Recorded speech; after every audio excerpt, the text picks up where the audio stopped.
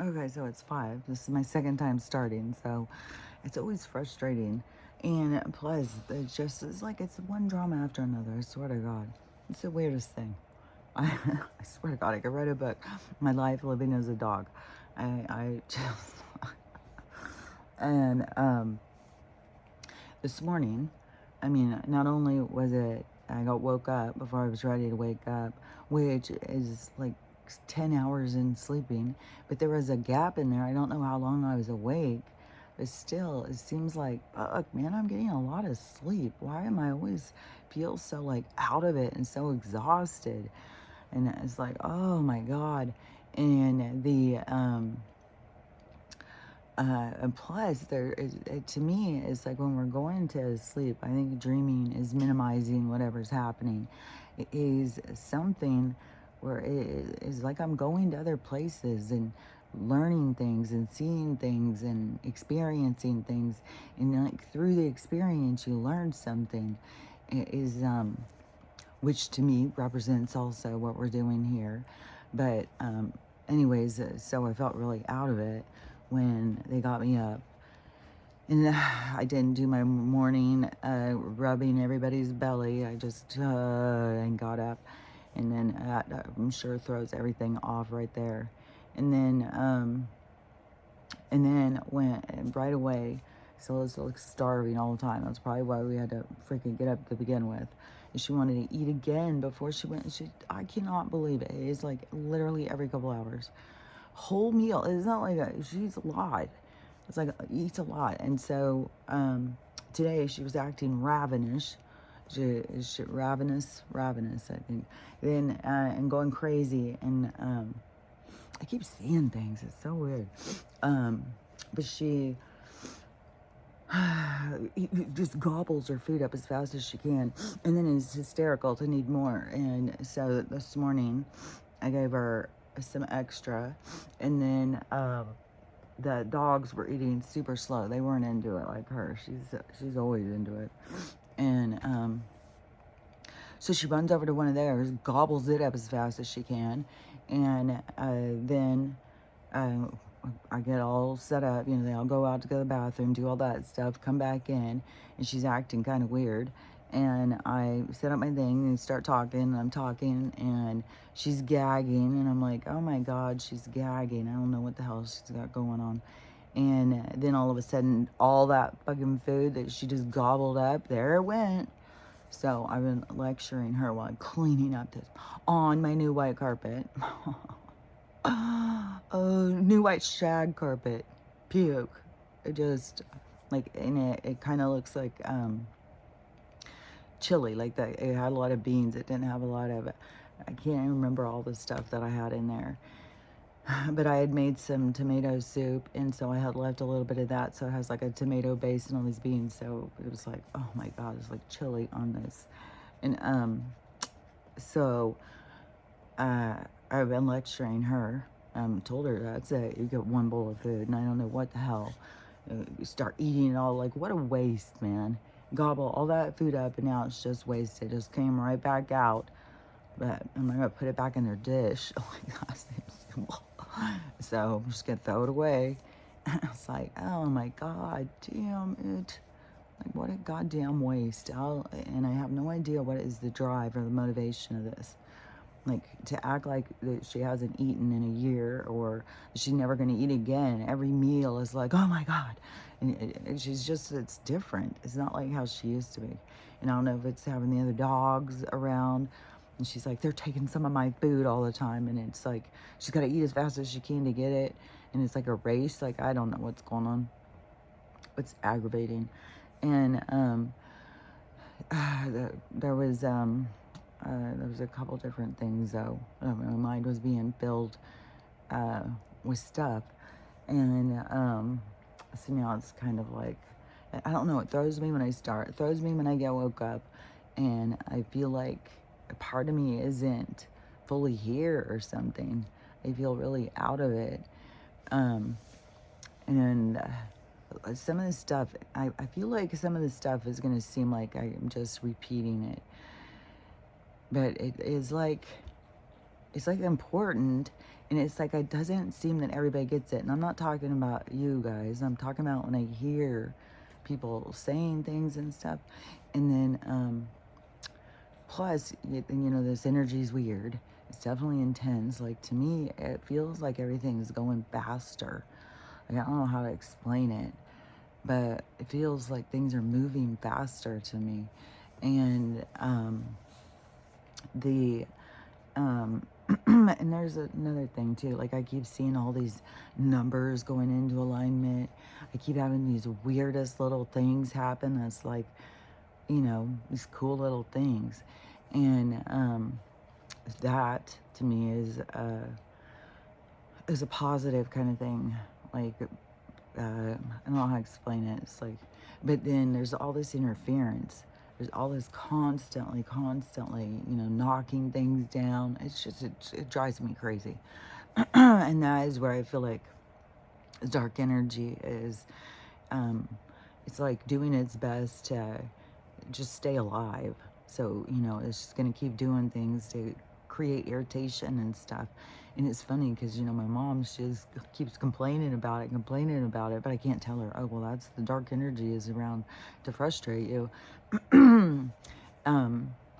She just thinks like, I just keep dropping everything keeps falling, I don't understand what's going on. Another thing she doesn't understand what's going on is that she keeps getting super dizzy, she keeps feeling really lightheaded and really weird, her blood pressure's fine, her pee's fine, like there's no thing. But again, I can't tell her, well, it's the change. I did say, well, look at the sky, there's changes in the atmosphere, but she can't see the sky I see. She sees a different sky. She sees a regular sky. It's like, there's nothing regular about what's going on. Like, yesterday I'm standing out there, I'm lighting a joint, I'm looking at the sky. It looks so freaking weird. And so I'm smoking it, I'm just looking at it and thinking like, man, this sun thing, and it looks like it's about to just burst open in the sky. At the light, you can't even look at it. It is so intense. And the way it's coming through the clouds and the sky, the color and stuff, it's crazy looking. And I was standing there and I felt like, kind of like this devilish kind of energy of like feeling the calm, not feeling the fear, and all the people around not having any clue of what's happening. And then all of a sudden the extreme fear. But that's like the devilish thing, because that is like how that energy moves. It is in the blindness, it's in the not paying attention. What is that old saying? The devil's in the something, but I'm getting too confused, too mixed up, because there was another one about if you just the devil's in the details. There's another one that was about, I think it's called The Devil's in the Details. And then there's another one about if you're not doing something productive, that the devil will take you, energy or something. I don't know why those two things just all of a sudden came into my head when I was thinking that. But anyways, it's not like an evil kind of energy. It was just this energy of it made me feel like I was some sort of like little devil or something, because I could see what was happening and it didn't scare me. I was lighting this and smoking it and looking at it, and I just felt like I feel more excited about this stuff. Like, I'm excited to see what's going to happen. But it's going to bring, anyways, I can overly explain it. Either you get it or you don't get it. I can just explain the shit out of it. But anyways, it wasn't like a dark energy. It was more of a, I don't know, satisfaction or something. Oh yeah, I can't get no satisfaction. But it was more of a, just, I don't know. It was a funny feeling. And that's what it made me think of. And the sky looks so crazy, but then you say something and then nobody sees it. And I've already had these conversations over and over, and every time it's like, something's wrong with me. Something's always wrong with me. That's been the the theme since I was young. But the the oh, because then the dizziness and stuff, and I was like, well, the atmosphere, and I can't go too deep in it. Well, the energy, and it's flipping, and it's making and then you're getting all everybody else's energy, and wherever they are, and they're healing, that can be affecting you. But wherever you are, you're supposed to be having those effects. It's supposed to be, there's no accidents. There's nothing that is out of place. Everything is exactly the way it should be. And a lot of times people don't realize that until they get further beyond and they look back, and then they can see, like, it's so funny because like all of those things, like these forks in the road, and these like, oh, do I take this job or that job? Do I go here? Do I go there? Do I move here? Do I move there? But it's already set. Wherever you're going is already set. And so that's the part like where you're overthinking it and trying to control it, which then that takes you out of the here and now. It takes you into this control room of that takes you out of the here and now. It takes you back into fear. Fear is really drives a lot about control. Control is motivated by fear.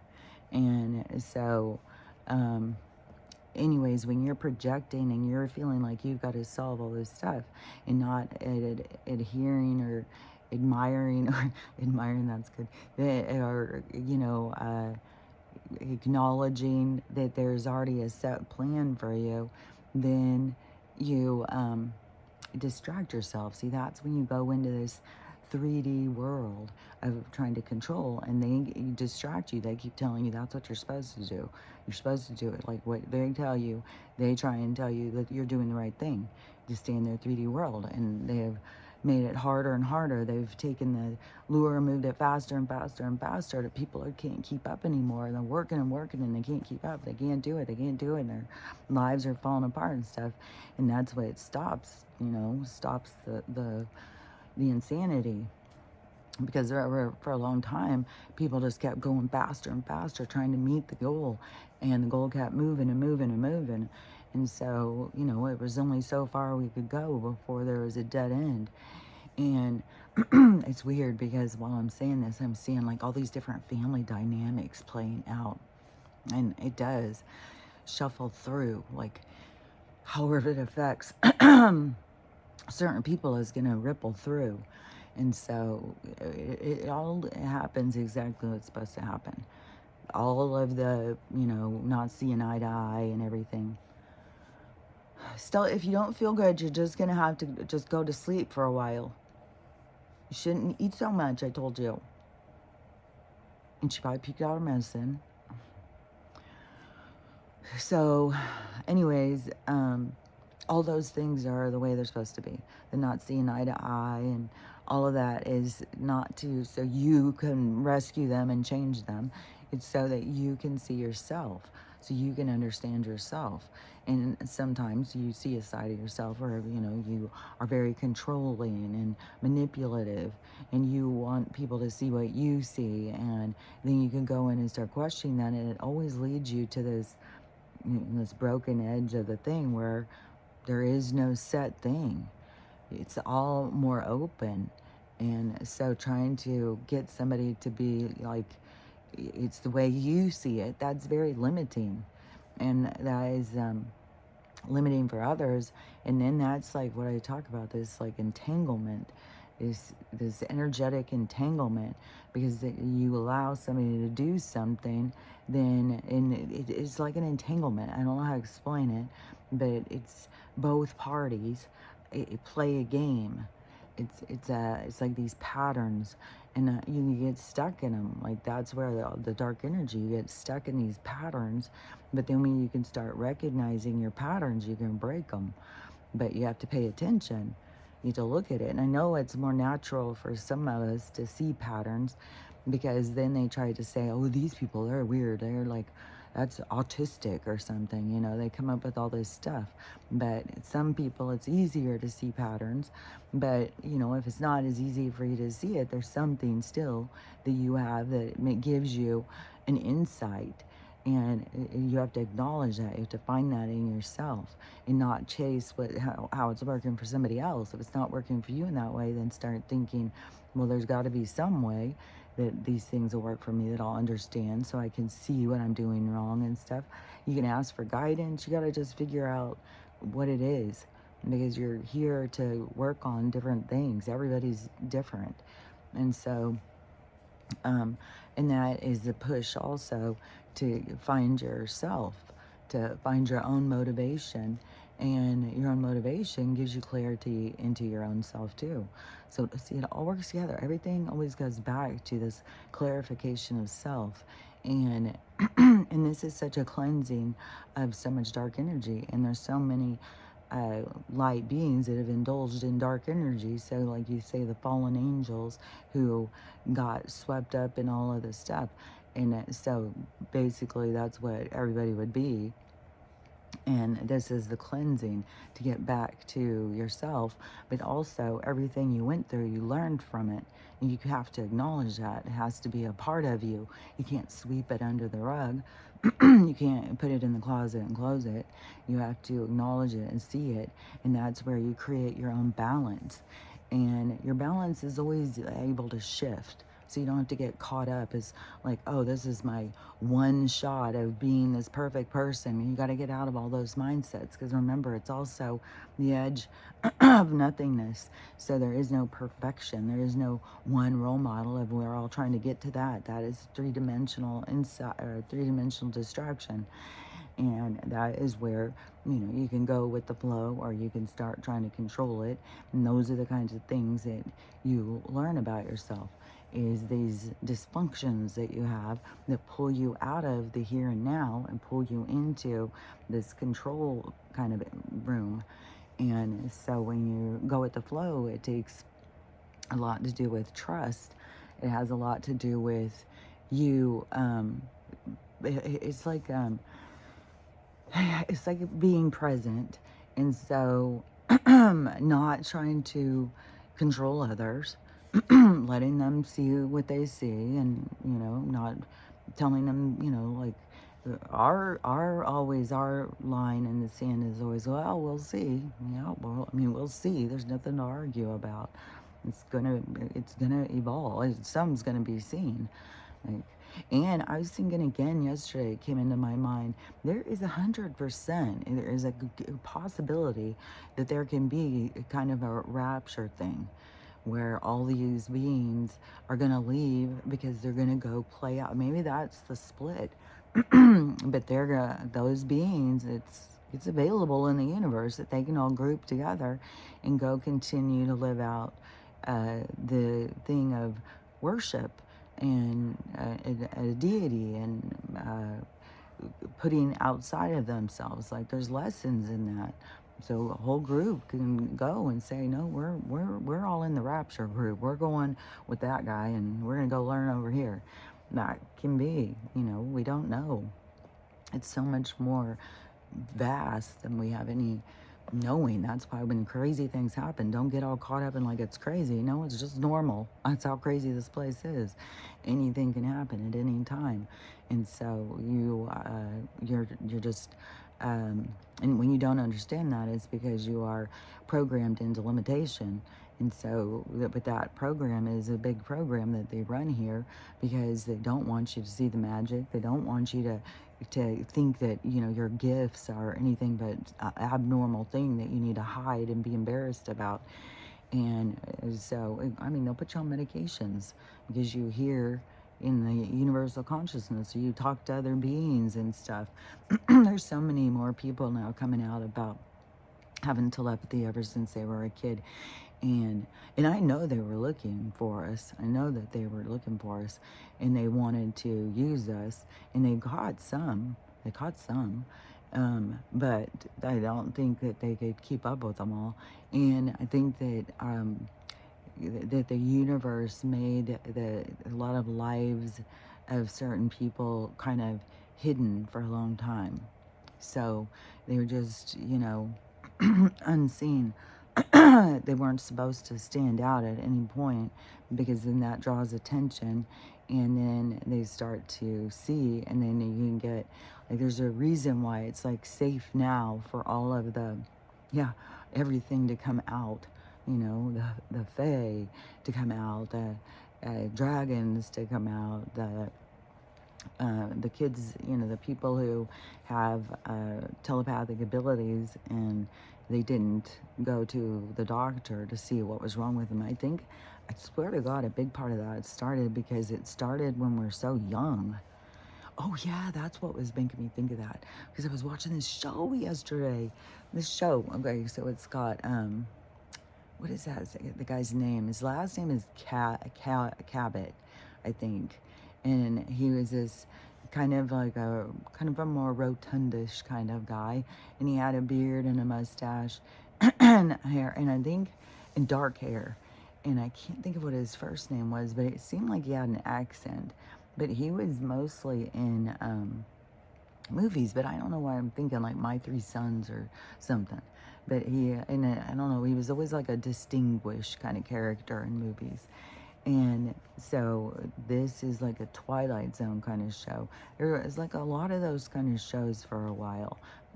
Phenomenal, or extra, or not extra, strange phenomena kind of shows. And there's definitely a theme in this one. And, which to me is just, there's so much stuff where people think like, oh, that's just in the movies. No, that is real life. And it's like showing us that that's real life in the movies, but we just think it's just off TV, and we don't realize like this is really going on. And so in this one, there was a part where it was Jodie Foster was one of the kids, because this guy, he's the commentator. He's like the guy who talked, like Rod Serling was on Twilight Zone. He's the guy who talks, or Alfred Hitchcock. There, Alfred Hitchcock had a show. There was Outer Limits. There was tons of these shows, but this one was called Ghost Story, and I've somehow got onto this show on YouTube, and so and they're like hour long. It's not like short episodes; they're pretty long, and because it's almost like watching a movie. But this one with Jodie Foster, she couldn't talk, or I don't know if she could hear or talk, or she could see, but she, her grandpa started talking to her through telepathy, and then he started manipulating her with the telepathy, and so it was, there was a part saying something about the kids, and the, because where am I getting that? Because that seems like that is like, because I saw something and it said about them looking for these kids with telepathy. Oh, because that was on a podcast. Oh yeah, that was that podcast, those guys. Yeah, I saw that thing, and they were talking about, there was and those, they were looking for telepathic kids. And I said that already. I said that's what had to do with those tests.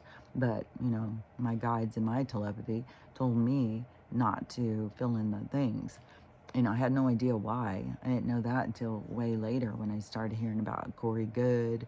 And then I also had the perspective because my daughter did get taken. She was in the GATE program. And she is very indoctrinated. So there's a lot of stuff. But anyways, so but I knew that they were looking for kids that had these certain gifts, and I don't know what all, you know, what all her gifts are or whatever, is that they wanted to. I've even heard some of these kids say that they had to take a little drink of this stuff. So I don't know if they were trying to shut them down, control them. Who knows? They could have had them drink a microchip thing. Like, we have no idea. This place is so built on espionage and corruption and greed and disregard. It's not even like they give you enough energy to hate you. You're just like a nothing to them. And so, and a lot of people get caught up in that energy, and they get caught up in that energy, and they do, bad things at work that are going to end up being crimes. Oh, which, by the way, YouTube, since you're listening, now is more than just your freedom of speech. There's 3 charges on it because they're interfering with your freedom to assemble, your freedom of speech, and your freedom to something else like speak out or something. I can't remember what it is, but it's 3. So yeah, there's going to be big things that are going to go on with all this stuff. And as soon as I was like at 2,005 followers, I knew it was going to flip back. I didn't know how far back they would flip, but every time they do it, and then they'll just keep it there, keep it there, keep it there.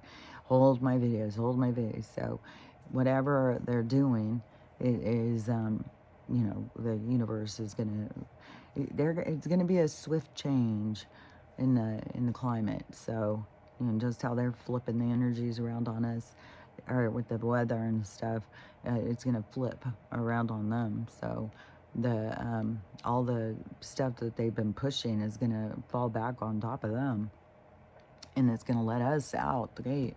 It's going to let us run free. And so then things can happen more naturally, not with this interference from these other people. So anyways, the let me see, because I have a bunch of things. Okay. I feel like I went through and opened a bunch of doors in my mind. Okay, so the being in the here and now. Okay, so it's like being able to converse, have conversations, and then you will, I mean, at this point in time, if you're out just having conversations with people where it's all going just, where everybody's on the same vibration, I would think that is, got to be pretty crazy. I think that all of us are having people that we don't agree with, or they don't agree with us, or they look at us like we're great, whatever, is, it's like our triggers. It's like these things are meant to be like that. So you're meant to be going through these weird conversations, but not to react to them. That's what we're trying to get control over, is our overreacting, our reactive behaviors. And so these are the challenges so that you can work yourself through your triggers and understand yourself more. And so, but you still have a huge amount of people who are just reactive, but that is all lower chakra, and everybody's going to be moving up. And there's going to be these big kicks, these big abrupt kicks. And the bigger the kicks, the harder it hurts. But that just shows the more that you're resistant. And all resistance to me comes from the soul not being connected. It's like you got to plug into yourself. You got to plug into how you feel about things and what you think and what you believe. Because that is, finding yourself. Confirmation. So it's important to connect to you, not worry about what everybody else is doing, thinking, and saying, but, how is these things affecting you, the things that come your direction.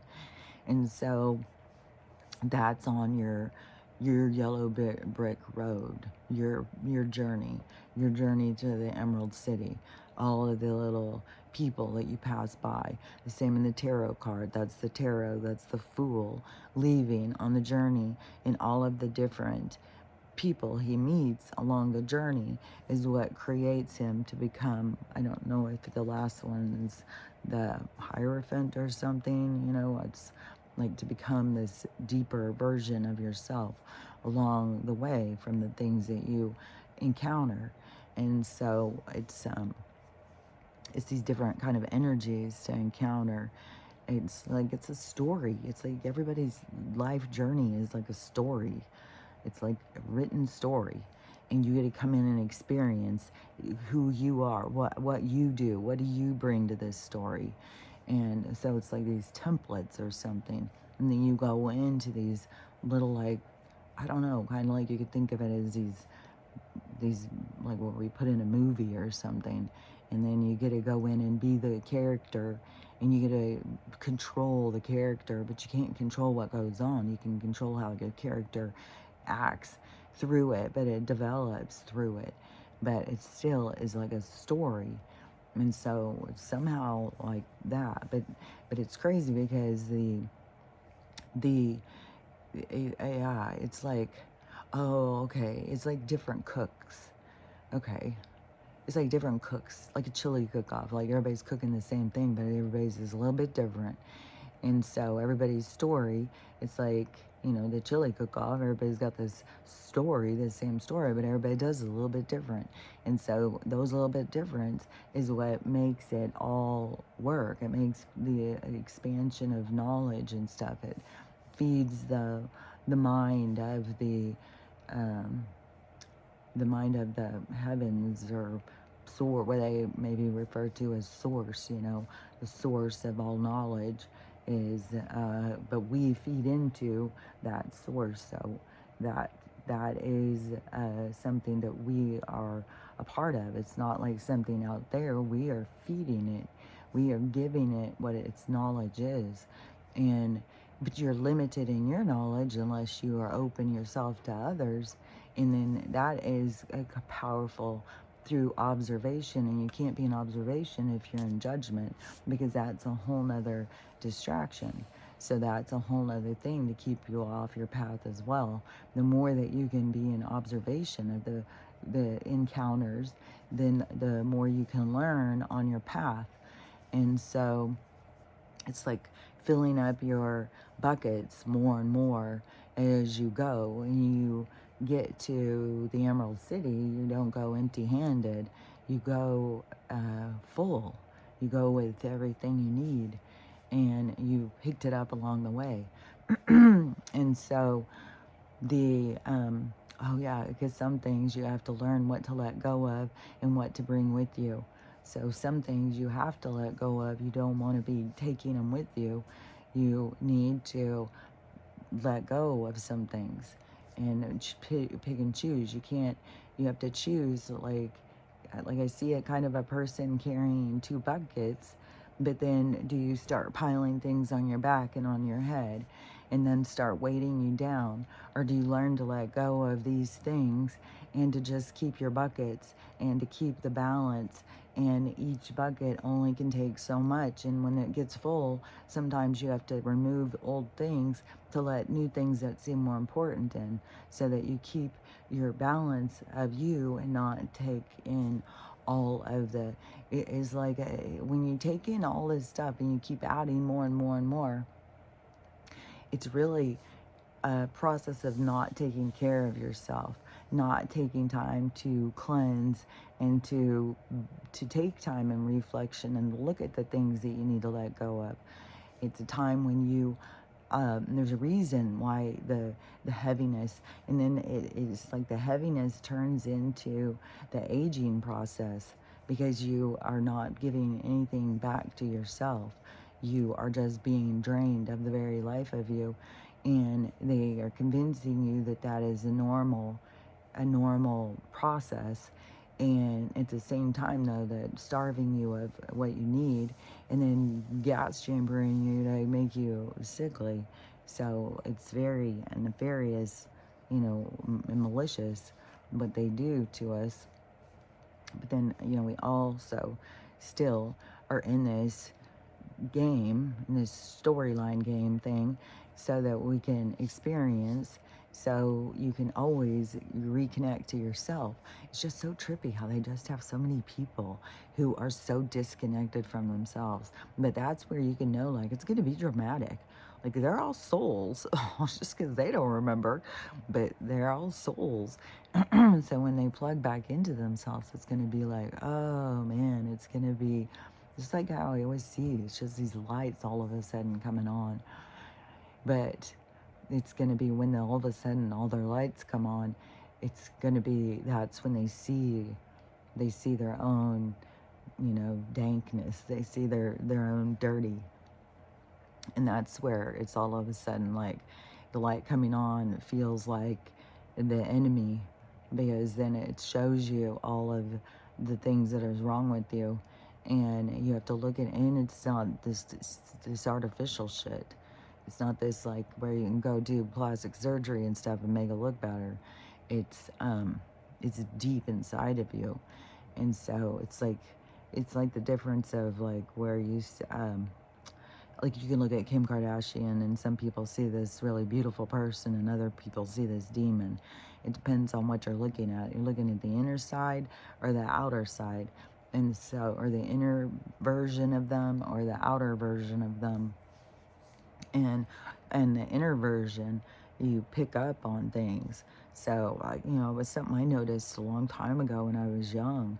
I was like, you can be girls that people think are so beautiful, but they are not beautiful on the inside. I said, so it's like, how is that? I don't know, it seems so fake to me. So, anyways, but there's people who, you know, went in that direction for a while, where people just valued what somebody looked like on the outside more. And then you know, all these guys are getting married, these girls like, she's the worst mother. I don't know what's wrong with her. All she cares about is herself. And you know, she's out having affairs and she has this great life. And it's like, well, because people have got to fix their broken shit and not just, you know, put something pretty on it and call it good and then go out and try to be a normal person. You know, we have to fix our dysfunction in order to really live the lives that we want to live, these ideal like lives that we all want. We have to fix ourselves to be able to live it for a lot of different reasons. For one reason, you don't think you deserve it until you fix yourself. You don't think you deserve it because everything that'll go right, then you will be like, oh no, nothing's gonna go right. And people sabotage their own lives because they don't think that they can have the things they want, that they can be who they want to be or anything. So they just self-sabotage. So many people, their worst enemy is themselves, and they don't see it because they're so busy pointing fingers at the people who make them feel bad. But the reason that you feel bad is because you got a whole lot of stuff inside of you that needs to be healed, and they're just poking it. And that's really your soul's, your friends trying to get you to see inside of you. But you keep being so angry and looking outside of you because you're disconnected from yourself. And so that's why so much of this stuff is like this internal, this meditation, taking quiet time to yourself, talking to yourself, getting to know yourself, developing yourself. It's all this, which is so funny too, because they tried to sell us all this stuff. Like if you focus on yourself, you're self involved and your ego and all that stuff. But really, it's kind of like the opposite. Is when you because like it's when you learn to love yourself, you are more compassionate and caring. When you don't have any time to yourself, you become manipulative, trying to get your needs met through other people and stuff. And so it is it's very toxic, like a disorder. And so a lot of things that they told us aren't true. Like you don't go into self in a completely self-indulgent, narcissistic way. When you heal yourself and you stop thinking everybody's your enemy, that, I mean, all the sparkles, when you stop thinking everybody's your enemy, then you really, it's like the good work. It's like you really pull yourself up and out of the darkness. And so you have more compassion and empathy for others, because then you start to see like all of the vagueness out there. It's not just like what you think or anything. It's all different levels or vibrations or frequencies of development, of learning. And it's not like anybody's ahead of anybody else. It's all it's just a progression. It's not like, oh, well, these ones are ahead of these ones and these ones are ahead of these ones. It's not like that. Everybody's learning different things at different times. So it's not like that idea of comparing or that it's a race or something. That is a three-dimensional cell to get you to focus your energy in that direction. But that brings up these parts in your darkness of competitiveness, of what you'll do to win. So there's everything is always there for you to learn and see these sides of yourself. But a lot of these things that will motivate the darkness in you. And so, but when you get back to the here and now thing, and so the people you meet along your path, and you have your experience with them, and you go to it internally, you go and think it through, and think about how it makes you feel. Acknowledge it. Some things, it's not like you can fix it. Like some things, it can be just like, oh, this reminds me of like when I was a kid. And but you know, that's just to have an understanding, you know, like, oh, this kind of stuff pushes my buttons because it reminds me of when I was a kid. I don't know that every single thing that you can release it and never have any feeling, but you can minimize the feeling where it's like, it's just like an understanding about yourself, not going into it and feeling sorry for yourself and nobody cares about you and all that stuff. That's going into a very self-indulgent part of feeling bad, you know. Because then you start pulling other people in. You need to talk to somebody, you know, when we start, you know, where your friends start. There's people who drain their friends and stuff. Like they're always on the side of the ledge, you know. They always need somebody to talk them down. Which those are all certain entanglements too. Like there's nothing wrong like for you people doing that, but when you're trying to heal certain aspects of yourself, those are the kinds of things you want to see about yourself, because that is very draining, and it's a lot more productive to be able to just calm yourself. You know, it's kind of like the difference of an infant who learns how to self-soothe and one that is just scared and crying and screaming and throwing themselves around all the time. And so it's kind of like learning how to self-soothe yourself in life, learning how to be able to calm yourself down and not be so overly emotional or whatever. 4141. So, and I keep like seeing 144. I see that all the time. Oh my God, yesterday, that that person's name every 2 seconds. I was like, oh my gosh. Um, but, and it's like, okay, am I crazy? What the hell is going on? Is this name just popping up every 2 seconds? But oh yeah, so on that show too, this theme that was all over the show, I couldn't believe in how many different things, was all about the soul. So it was called Ghost Stories, so it was going to be, but it wasn't just ghost stories and stuff. It had,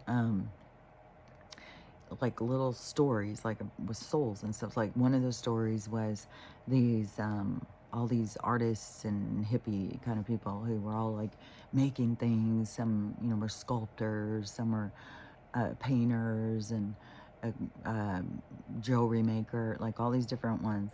They're all sharing this big warehouse to, so everybody has this workspace. And so when they were going to fix it all up, you know, and so a new guy comes and he wants to join in. And so they're going to give him space. So they go to open up this other room and they're clearing it out and they find this really old trunk in it. And so they decide to open the old trunk, and then they all start getting out these jars, and each jar is a being, is a person. And so the spirit, so these spirits, now these strong spirits that somebody had gotten and closed in, and now they're loose again, and so they're taking over the people. And but that shows all the time about this consciousness being able to be kept in something separate without a body, them being able to get consciousness and keep it in something, and being able to trap it. It's a theme that goes through so many different stuff in our movies and stuff, because even in Insidious, like and that's a newer one, and so this is really old. And Sebastian Cabot, it's like B-O-T-T or C-A-L-B-O-T. But Sebastian, that's who that guy was, the guy, the movie guy. So, so the, and then it had the girl who was having the telepathy, and then it had a doppelganger. It had a couple doppelganger ones with the spirits and stuff, and it had all these different things where these souls being outside of their body, because that is real. Like, you really are. This is an illusion. Like, you really can come out of this, and it's not like a bad thing, like where we think like somebody dies, oh my God, they're dead, they're gone, and really they're just going out of the illusion. And so this is, I don't know, I think it's important to realize like this is an illusion. You're in a storyline, you're in a storybook, and that again takes you back to the fate and destiny. Your story is fated. It's already written. It's already got its things are going to happen the way they're supposed to happen. It's destiny. It's destined. It's like you come in and there's the ending is already there. You're not writing the ending as you go. And I was thinking yesterday, like how these people like, well, about all this quantum, and you can all of a sudden be wherever you want to be and stuff. Maybe that is what we're going to start being able to do. Maybe we're going to start, I think that's a part of where it becomes like heaven on earth, is because we no longer have to experience darker things, heavier things, and we can move ourselves through, just like in the heavens, where you can just go to good thing after good thing after good thing. And, you want to be in France for lunch, and you're Zoom, you're in France for lunch. You want to be in, you want to go Japan and go sit in a tree and watch panda bears. You can go zip over there and be there in an instant. Like, you can be anywhere, anytime. It's like really fast. Like, I saw this guy or this woman, and there was the women, I've talked about them before. There was two women who had a channel. The one still has hers going. I don't know about the other one, but both of their sons had died. And when their sons died, their sons didn't leave. They stayed around. Everybody kept seeing them and stuff.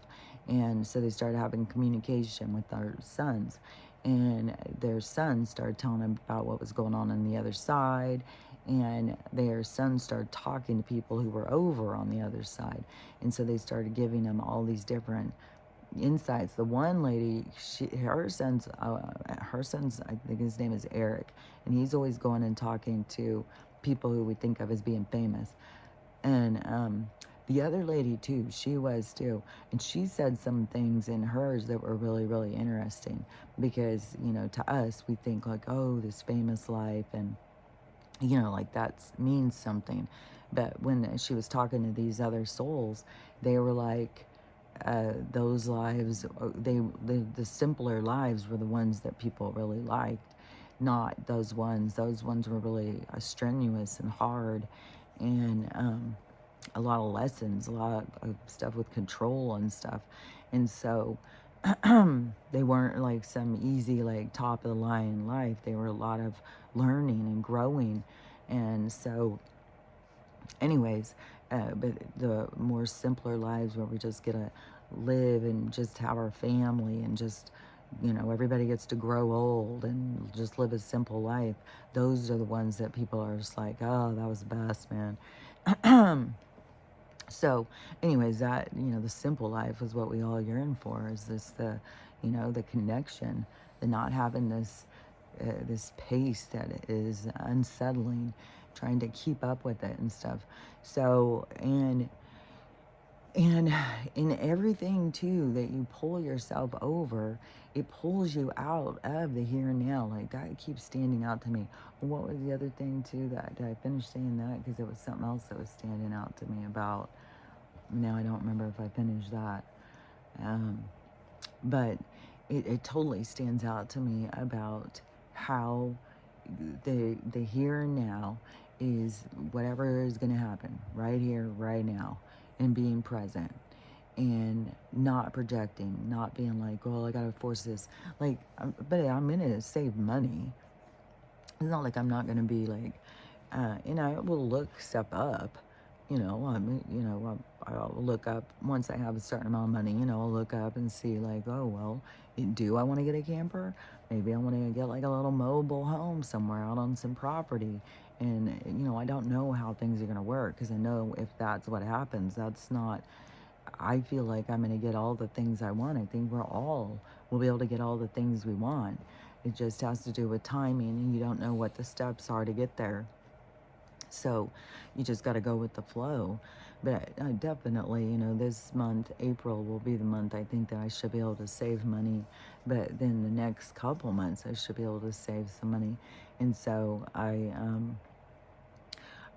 will figure something out. I don't know, probably in the summer or something, unless things just happen naturally before that. But it's not going to be like I'm going to be forcing things. I'm going to let things fall into place. And that's challenging. It's very challenging. And you get pressure on you from other people because there's a certain standard, a certain way of living, and that's what's normal and that's what's abnormal. And when you're doing things that are more natural, or they're abnormal. So, you look like a kook because you're doing, well, I'm just going to wait it out. I'm just going to see what, the universe is bringing me. Okay, that sounds crazy to most people. And so like I said, I'm not going to force it. I'm not going to panic. I'm not going to be spending every day, desperate and trying to get loans and stuff like that. I was even thinking over the next couple months, maybe the smartest thing would be is to put the money into silver again and just keep building on that. And I'm telling you, it's the craziest thing. Every time I go upstairs, my mom's TV's going and going. But it's commercial after commercial after commercial of gold. How important it is. You got to get gold. You got to get gold. It's like, because that is where we're headed. We're headed to where gold, silver, copper, all of those things are going to have a lot more value. Everything that is natural, not this, pretend money that they made and pretend value that they gave it, and so that they could laundry it and that we would chase it. So it's all a big sham. So anyways, but I keep feeling like, that seems like a message. It seems like a sign that when I get some money this in April, because this month is still pretty, getting things paid. Next month, I still have this situation with Archie. I've got to figure out like where how are they doing it, and then they just suddenly stop. So I've still got to rearrange that. But I kind of want to just do it, not arrange payment. I just want to just pay them off, just give them the rest of the money and just pay it. And so, but I won't be able to do that till April. That's why April I probably won't be able to save a whole bunch of money. But then I'm gonna once once I do get, because April would probably be a good month to go buy a bunch of silver too, because that is going to have value. And I can't afford to buy gold. I mean, you have to have a lot of money to buy gold. If I had a lot of money, fuck, I'd be buying gold for sure. But because I'm sure it's going to go up when it goes on the gold standard thing. I'm sure they're going to make more value. Like, we got to hold on to the gold. And probably we'll have gold miners again, gold rush or something. People going out looking for gold again. Who knows? But there may be, like we have a certain amount. Like, I don't know where they're going to get more. But anyways, that I would imagine the value is going to go up. Silver, because it was been so repressed, it's supposed to really go up, like really make some big jumps. And so even where it makes its first jump or second jump, I would still hold on to it because it's going to keep increasing value over the next few years. And so it's a good investment when you're trying to figure out, like, everybody's trying to think, like, where do I get the most back? I think it's going to be silver, but you're going to have to kind of hold on to it for a bit. But it's going to make it a significant enough jump where it'd be like, okay, just a short, hold too is going to make things, but there's also going to be these reparation kind of things, because everybody's been getting fucked over some way or another. If it's through medical, it's through legal. I saw a guy just talking about, like, he was a whistleblower on something, and about the traffic situation at the corporation place he was working, or whatever it was, and I can't remember now, but it was someplace, and um, the bullshit going on with the judicial. But see, that's the difference in the corporate judicial and the constitutional. Constitutional, they can't do all these shenanigans and stuff. In his messages, I told him, go tell him you want to change, like that change of venue, and you want a constitutional judiciary, that you don't want the corporate, because the corporate is there to protect the criminals. They're there to swallow us, to make us have to jump through everything. Like, they're not here for us, they're here for the criminals. And oh yeah, there was a what was that I was seeing? I had a couple things come into my mind real quick. The corporate judicial. Okay, well, this keeps coming strong. So back a while ago, I was talking about the stuff that they brought in and stuff, and electricity and these different things that didn't necessarily make people's lives better. It was like people were more resistant. Anyways, I was talking about this with my mom last week or something, and she said that she had watched a documentary about that. And she said, yeah, when they first brought electricity into homes, that so many people were dying, so many people were getting killed, and all these different things where they were trying to force themselves, like in the sewer system. Look how they turned that around on us. They're going to make sewer systems, but then they're going to turn around and feed us out some fucking sewer. And so the and the electricity, harnessing the electricity is dangerous, and see, they're going to force it on us, and then we become dependent on it, and then they jack up the prices on it. See, all this stuff is going to be changing, but all of their intrusive, their pushing in on our lives has been a thing for a long time. You not feeling so good? You ate too much, Stella. I told you. You can't be eating so much and eating so fast. Eating like a crazy person. Just lay down. I'll be done in a minute. So, did she move this? Like, what the hell happened? How did that go over there? Oh, she must have pushed into the cord, because the cord stretched across the thing.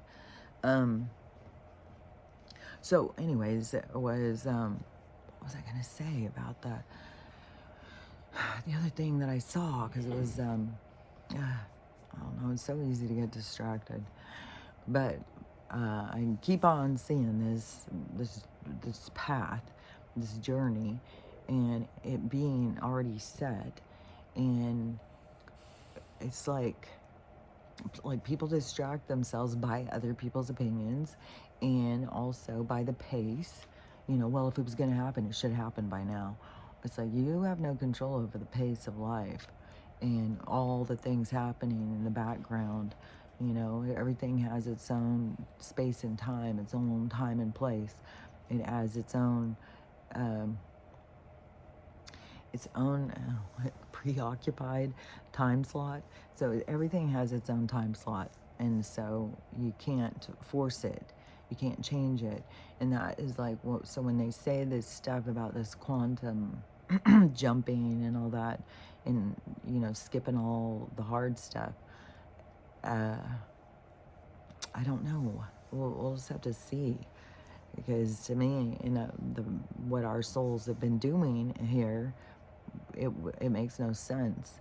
But we are going through this transformation, and it can be, where it is that we don't have to.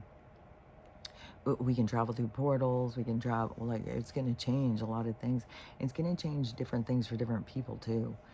because some people are going to have a vibration, I think, that they can just go to different places and stuff. And I don't know that we'll need, these hover cars, or if we'll need anything, if we'll just be able to zap ourselves there or something. And so that could be the future. But that is, to me, more of the quantum thing. Not this density of, like, you wake up and you don't like your job, so you close your eyes and you wish yourself and you believe it strongly so that you can just be in a different place all of a sudden, and you skip all of the things that you were going to learn from being at that place and having to leave that place and all of the steps in between, all of that, the journey to life, that you were going to skip all that and just go to a part, that you felt like things were better. I don't know. It just seems so foreign to me, of like how that makes sense. But I know that we're going into this quantum thing, this quantum field of energy. And so maybe that is where, we're going to learn more about that. And that is going to be because there would be no reason to experience bad things anymore, because it'd be heaven on earth. And so I don't know. We'll see. But that's, the distinct differences that can happen is that all this stuff goes. I mean, just stay open-minded to how the things go. Don't close down, shut down on different things. Just keep on.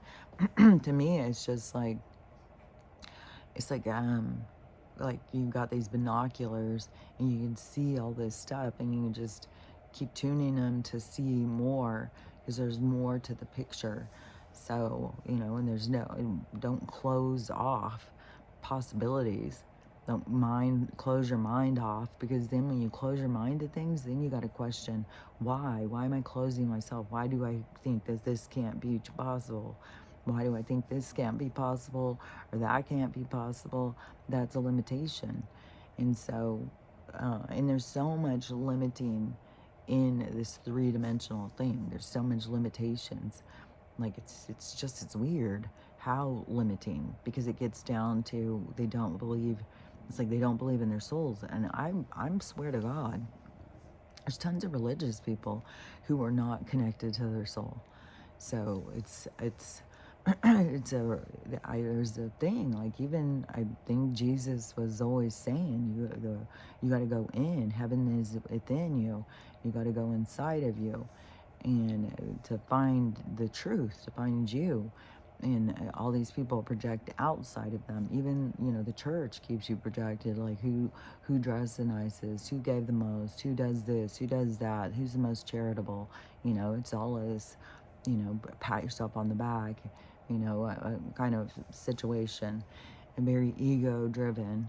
And the ego, when it's not healed, is very indulgent. It's very insatiable.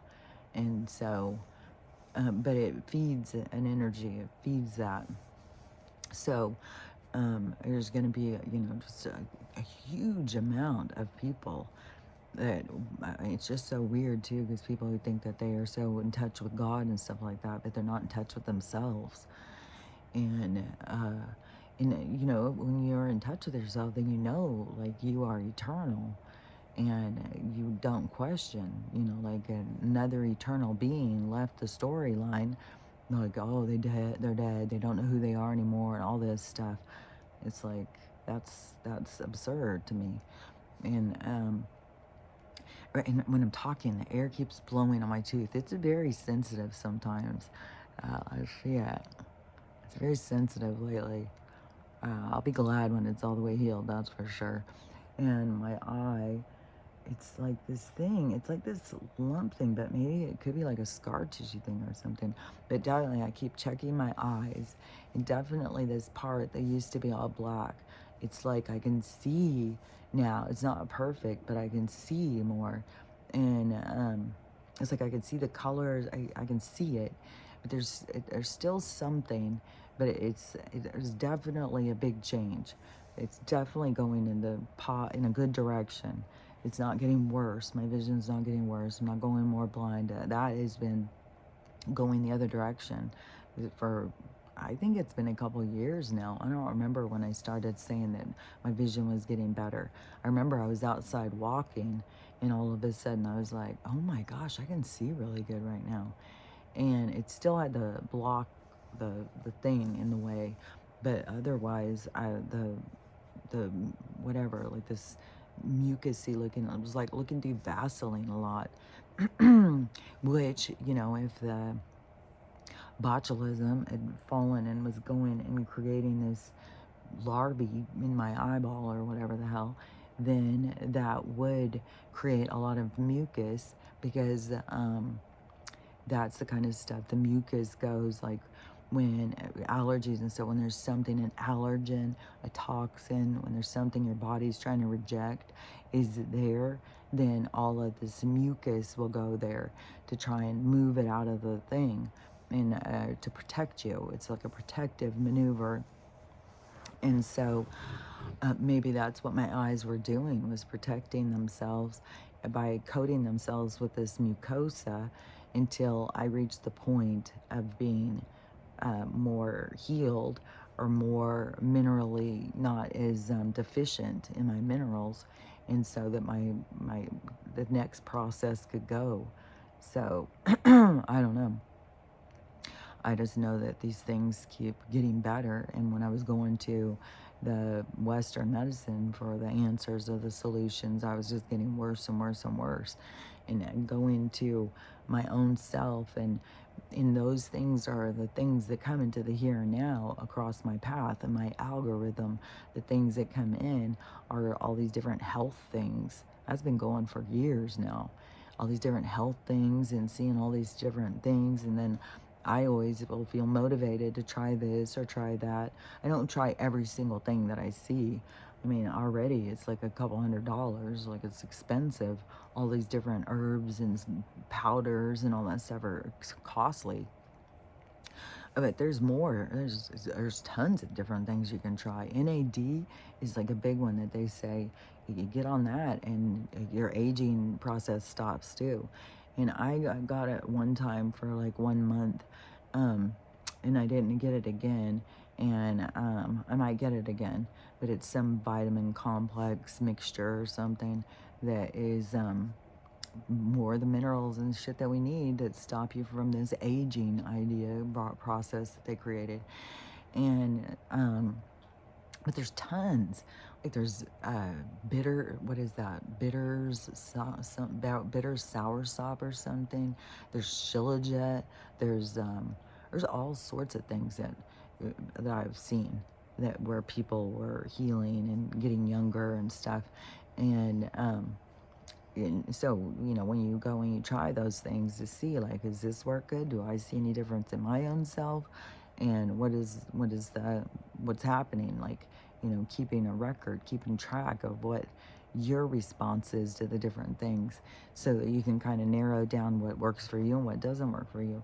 But definitely my eyes have stopped being all so mucusy, but I still have a lot, like in my sinuses, like this idea of allergies. You know, I've had allergies for fucking years now, and that doesn't seem to get better. And I've known a lot of people who are always like, well, I've got a sinus infection. I've had a sinus infection for years. And yeah, I think it's just this extension of all of these allergens that were being thrown at us all the time to make us sick all the time. I mean, that's our value to them, is how sick they can make us. And so, anyways, hopefully I made sense on the here and now. Because the here and now is like happening all the time. But when you're not in the here and now, it's because you're distracting yourself trying to control something. You're looking elsewhere than the here and now. And so you keep yourself out of the here and now. And in the here and now is the most, where you will feel the most complete. Like if you lose a child or something, and then you're so upset. And like when I lost Lucy, it wasn't a child, but she was like a child to me when I lost Lucy, and she died so young. And it's all I thought about was everything that I did. Like, I left and I went here and I went there. And what was your motivation? You know, I was getting divorced, trying to keep the shop, trying to, like, I don't know what the fuck, you know. I should just let go of all that shit right then. I should just bye. But that wasn't, you know, where my lessons were going to come. My lessons were going to come through all of this stuff. And Lucy was a huge part of my lessons at the time. And she taught me a lot to where Stella benefits off of, well, I mean, you can say benefits, but, you know, maybe I'm a little too helicopterish for Stella too. And, you know, that's your after thing of at loss. You try and hold on to things a little tighter. But you learn a lot from it, but you also will see, you know, your distractions. And when you're more in the here and now, like if I would have been more in the here and now, just, you know, sitting in the backyard, playing with the dogs and just, you know, there was no reason. I didn't need to go to the shop all the time. I didn't need to do that stuff. And it was like I was trying to hold on to something and fill a need. And so I don't even know. I can't even remember. It's like a fog. Like how many tattoos I was doing, like what was taking up so much of my time. I know I was getting appointments. That maybe that was the only time I did go, was appointments. So that would be kind of in the here and now, but it's always your regret that is, it has to do with your time with that person. And so being present and being in the here and now makes the time with each individual more substantial. And so it has more weight to it, because that is such a huge part of regret. It's like, you know, I wish I would have done this. I wish I would have spent more time talking. I wish I would have asked them more, you know, about the, you know what I mean? So anyways, but the more that we just enjoy one another's company, then the more that we have those fond memories to look back on. But, you know, we have a very dysfunctional society where we're always looking for these other things. We're always distracted.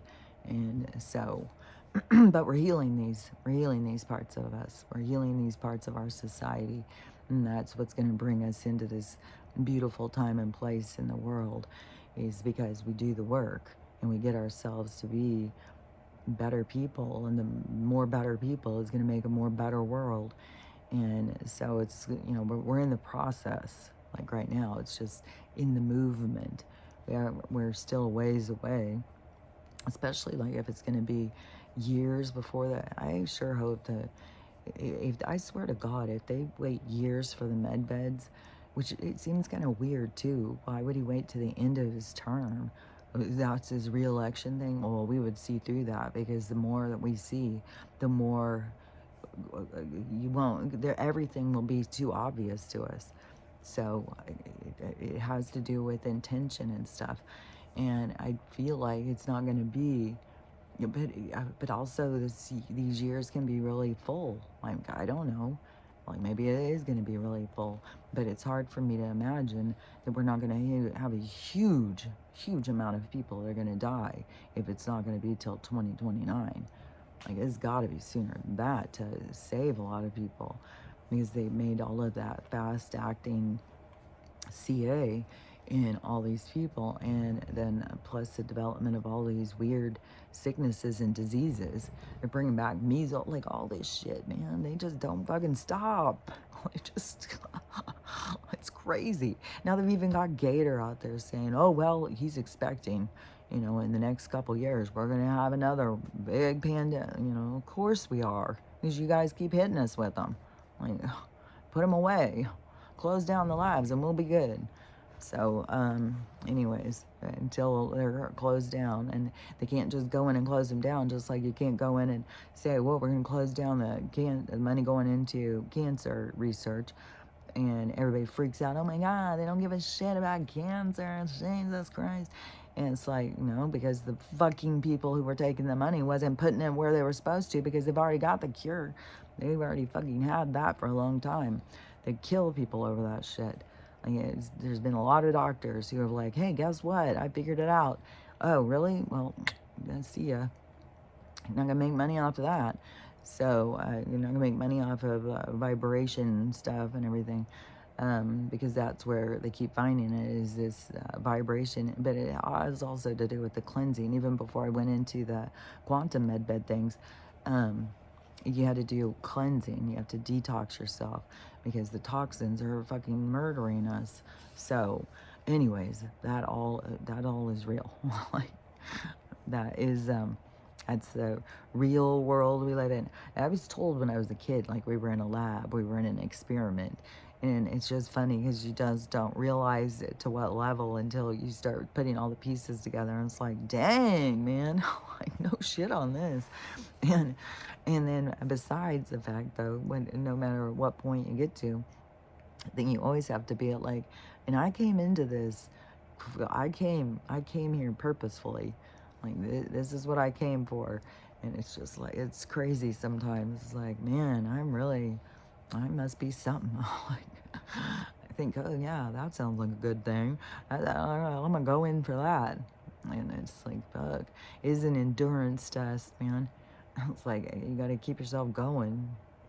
So, anyways, but I'm telling you, all this stuff and all the things that you realize and you notice and stuff, it's, that basics. It's the getting down to the basics and what is the most important thing through all of the stuff that you're trying to do is learning how to love yourself, because it's not that easy.